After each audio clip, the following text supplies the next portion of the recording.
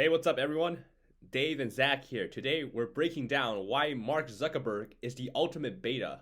Zack, start us off. Gladly.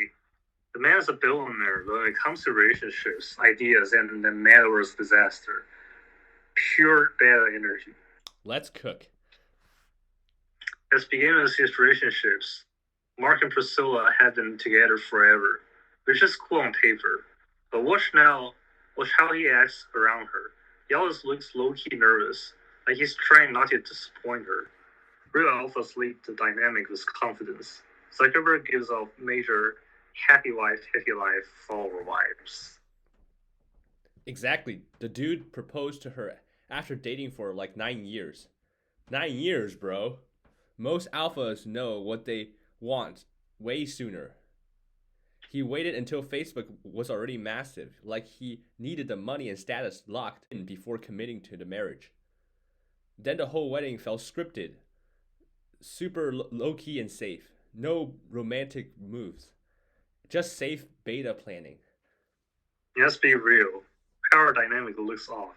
Priscilla is clearly a strong grounded one, while Mark seems like he's always seeking approval. Beta men always end up as strong women who run the show behind the scenes. That's Mark Zuckerberg.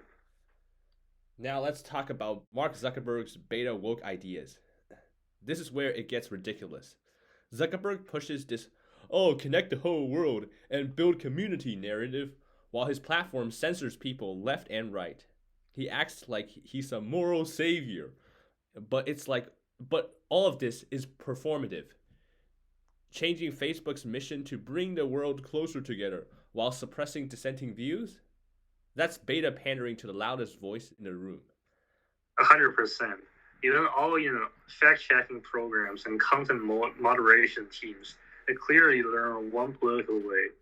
Real leaders make tough neutral calls. Betas try to please the crowd and ended up looking weak. Remember when he testified to Congress? He folded under pressure and kept agreeing to more regulations. Alphas push back. Zuckerberg complies and calls for responsibility. Responsibility? Bro turned his empire into a giant apology machine. He talks about fighting misinformation, but conveniently amplifies narrative that fits his woke image.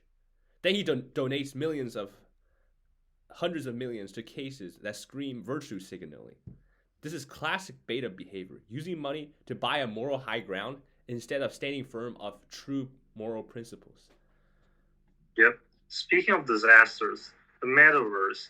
This was supposed to be his big alpha move, the future of internet.